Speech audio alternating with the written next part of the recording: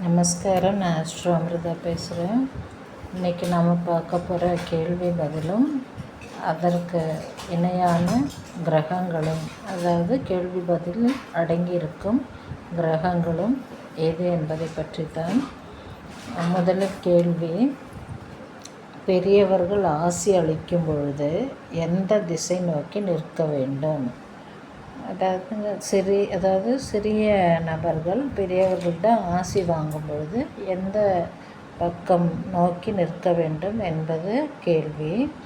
அது சிறியவர் என்ற எந்த விஷயமாக வேண்டுமானாலும் இருக்கலாம். அதாவது நல்ல விஷயத்திற்கும் சரி, அல்லது நாம் தேர்வு எழுத செல்லும் பொழுதும் சரி, அல்லது நமக்கு வேலை கிடைக்க வேண்டும் என்று வேலைக்கு செல்வதாக இருந்தாலும் சரி, முதலில் வேலைக்கு சேரப்போகிறோம் என்றாலும் சரி, எந்த நல்ல விஷயமாக இருந்தாலும் சரி, பெரியவரிடம் ஆசி பெறுவது மிகவும் இன்றியமையாதது. அது அதாவது நம்முடைய வாழ்க்கையின் வழக்கில் இருந்து வரக்கூடிய ஒரு நல்ல பழக்கம் அது.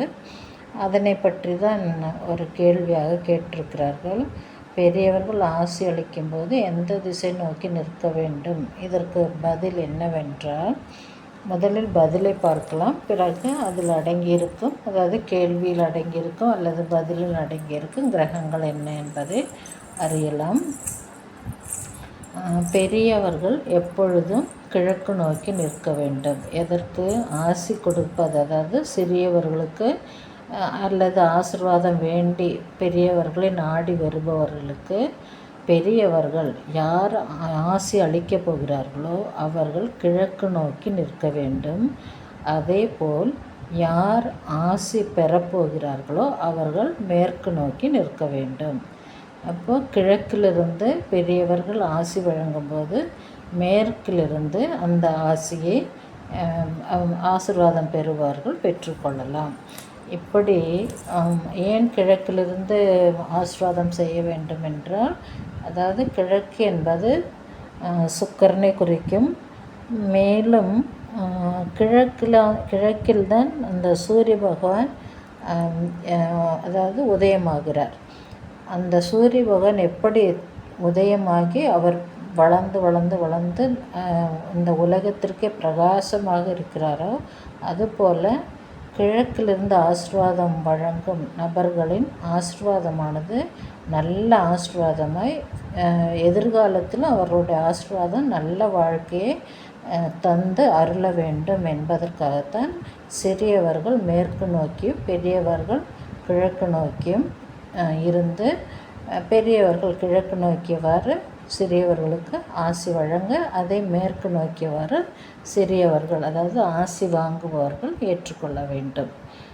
நாம் இந்த கேள்விக்கான பதிலை பார்த்துவிட்டோம். இப்பொழுது இந்த கேள்வியில் அடங்கியிருக்கும் கிரகம் என்ன என்பதை பார்ப்போம்.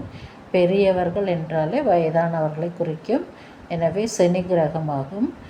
ஆசி அளிக்கும் போது அந்த சொற்றொடரில் ஆசி அளிப்பது என்றால் குரு கிரகத்தை குறிக்கும். நன்மை தருவது, பெரியவர்களிடம் ஆசீர்வாதம் வாங்குவது என்றால் நல்ல வாக்குகள், நல்ல ஆசீர்வாதங்கள் வாக்குகளாகவும் செய்கைகளாகவும் வரும்பொழுது அது குரு கிரகத்தை குறிக்கும்.